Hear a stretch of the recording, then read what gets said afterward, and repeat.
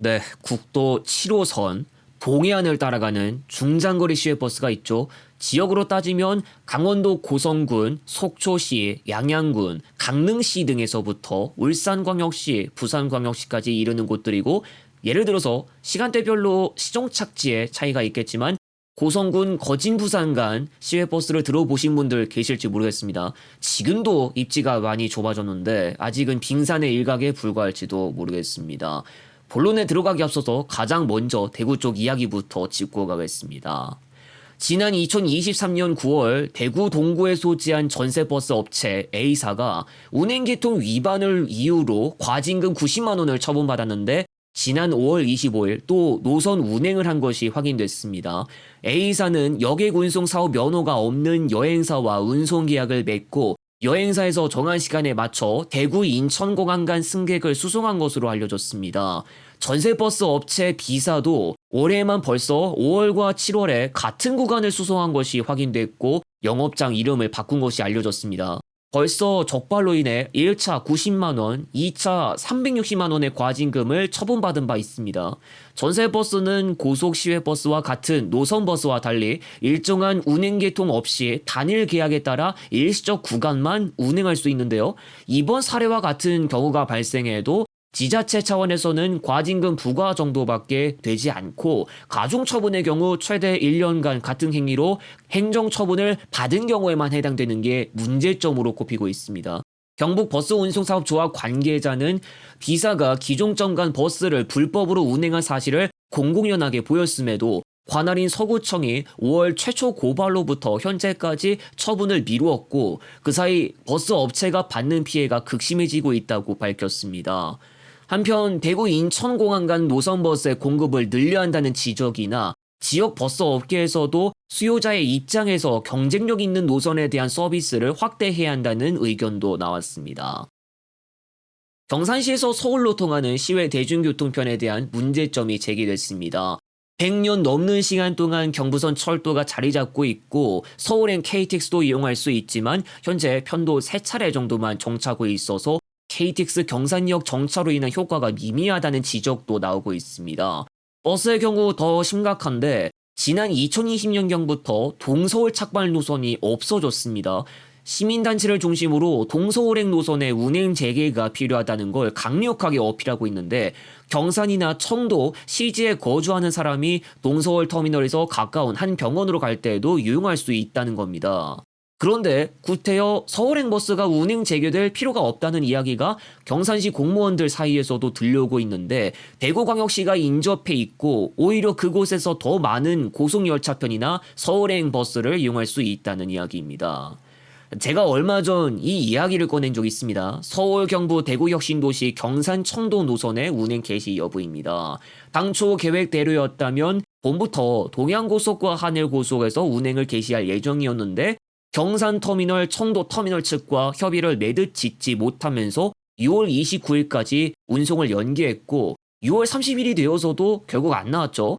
경산역과 경부선이라는 존재가 큰 편이기도 하지만 KTX는 얼마 안 섭니다. 대신 일반 열차들이나 대경선 광역전철을 좀 더 자주 볼 수 있고 경산역 정차 KTX가 운행을 하지 않는 시간대는 결국 동대구역 환승 메타죠.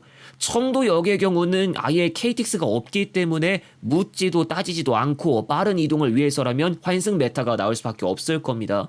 일반 열차만으로 가기엔 시간이 꽤 걸리기도 하고요. 동서울행의 운행 체계는 일단 몰라도 서울 경부행이라도 생기면 좀 해소가 될지는 모르겠지만 철도에 비해서도 뭐가 많이 부족하거나 자리를 못 잡을 수밖에 없는 경우라면 고속시외버스는 미래가 불투명한 법입니다. 결국 수요로 먹고 사는 부분이고요. 일전에 대전복합 동대구 노선 2024년 3월 운행 중단됐다가 7월 1일에 유성착발로 부활한 사례도 있었죠. 역시 철도와의 경쟁 문제가 원인이었다고 볼 수 있었고요.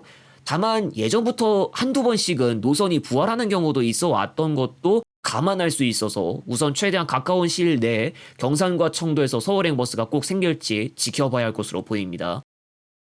서울 신탄진간을 이제 버스 타고서도 이동할 수 있겠습니다. 이번 주 공개할 서울 유성 리뉴얼 편에서도 언급하겠지만 13일부터 서울 호남 유성 노선이 우등 하루 4회 한정으로 신탄진역 앞에 경유해서 운행합니다. 신탄진에서는 저녁에 출발하는 차량이 없기 때문에 이때는 다른 곳에서 이용해야 할 것 같고요. 유성 노선을 활용하는 것이기 때문에 신탄진 경유 차량편 한정으로 전 구간 소요 시간이 더 길어질 수 있습니다. 그동안 신탄진역 아니면 서울행 대중교통이 전혀 없었죠. 근데 신탄진역이 일반 열차만 서는 곳이라 그걸로 서울까지 최대한으로 빠른 이동은 불가능하고요. 신탄진 자체가 고속시외버스와는 연이 없었죠. 신탄진에서 먼 지점에만 정류소나 터미널이 있어서 고속시외버스 이용하기가 불편하다는 말도 나왔습니다. 고속도로 쪽에다가 환승 정류소를 설치하겠다는 이야기도 나왔던 적이 있었죠.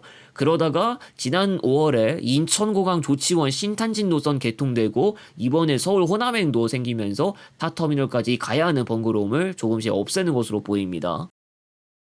오는 14일부터 강진과 나주역 신도시에서도 인천공항행 버스를 이용할 수 있습니다. 다만 우등 하루 한 차례만 운행할 예정이라 혹시나 시간대가 안 맞다면 광주와 같은 다른 지역에서 환승해야 할 것으로 보입니다. 강진과 나주역 신도시에서 새벽에만 편성되고 전구간 심야 요금 기준 68,000원으로 안내됩니다. 운수사는 금호고속 예정인데요. 또 다른 공항 노선 개설입니다. 금호고속이야 기존부터 인천공항에서 광주행, 목포행이나 순천, 광양, 여수 방향 노선들 운행하고 있었기도 하지만 세월 지나면서 또 다른 공항 노선들 담당하고 있죠. 금호고속이 이제는 고창, 정읍, 김제에서도 인천공항까지 가고 구례, 남원도 그렇고요. 지방공항이긴 하지만 김해공항 착발 광주, 순천, 여수나 천안, 세종, 유성 쪽 노선도 개설했습니다. 고속버스 조합 오리지널 회원사 가운데서는 독보적으로 공항 노선의 확장을 꾀하고 있는 모습입니다.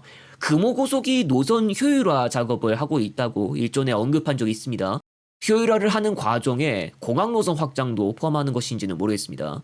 일단 현재로서 고속시외버스가 공항 노선을 담당하는 건 운행 횟수가 어떻게 됐건 철도에 비해서도 이점이 조금이라도 있을 수밖에 없어 보이는데 한 지역에서 출발해 공항으로 가는 패턴이면 새벽에도 편성되는 경우를 쉽게 볼 수 있고요. 당장 인천국제공항만 보더라도 KTX와 같은 기차가 공항까지 바로 가지 않고 있고 적어도 광명역에서 공항버스로 또는 서울역에서 공항철도나 공항버스로 환승해서 가야 합니다. 기천부에서 기차가 깜깜한 새벽에 출발하진 않죠.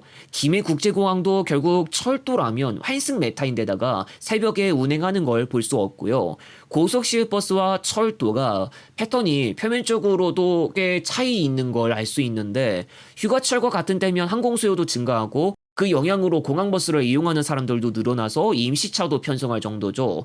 금호가 요즘 들어 시외버스 면허로 노선을 뚫은 것들도 있고 시외 노선도 여러 개라 지자체 지원도 무시할 수 없습니다.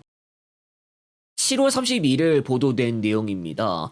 동해안을 따라가는 철도 동해선 동해 삼척 영덕간과 새로운 열차 개통에 운행 개시 이후로 시외버스 입지가 급속도로 좁아졌습니다. 울산에서 출발해 강릉까지 가는 시외버스가 이번 달 1일부로 평상시 하루 1회, 주말에만 2회 운행하는 선에서 조정됐고 그 전에 이미 강원역에 철수했습니다. 현재 울산에서 강원도로 가는 노선은 포항, 울진, 삼척, 동해경유, 강릉행과 원주, 횡성, 홍천경유, 춘천행, 정선군, 고안행으로 구성되고 있습니다. 국토교통부의 교통카드 빅데이터 종합정보 시스템에 따르면 울산, 강원도 간의 지난해 1월에서 11월 대중교통 통행량은 철도는 월 평균 542명, 시외버스는 1664명을 보였다가 12월 부전 강릉 간 ITX 마음이 개통하면서 철도가 월 평균 855명으로 올라가더니 1월에는 7149명을 기록했습니다. 그 이후로는 4,000에서 5,000명 선을 유지하고 있고 시외버스는 지난 6월 기준 642명까지 추락했습니다. 태화강역의 부전강릉 간 ITX 마음이 정차하기 시작한 이후로 해당 역에서 타고 내린 인원은 12월 약 1만 명을 기록했고 지난 1월부터 3만 명대를 유지하고 있습니다. 나중에는 KTX도 투입되는데 벌써부터 수요 잠식이 발생하고 있습니다. 경북도는 시외버스 운수사에 연간 약 160억 원의 손실 보전금을 투입하고 있지만 208개 노선 중 148개 노선이 적자를 보고 있고 운수사가 수익성 문제로 인해 감회를 하고 있다는 이야기도 나왔습니다. 울산시 관계자는 국토교통부에서 필수 노선을 지정하는 방안을 검토하고 있고 결과에 따라 정책 방향도 결정할 계획이라고 밝혔습니다. 어떻게 보면 예견된 일이라고 볼 수 있겠는데 동해안권 중장거리 시외버스는 포항 삼척간 고속도로 없는 영향으로 국도를 경유하는 비중이 크기도 하죠.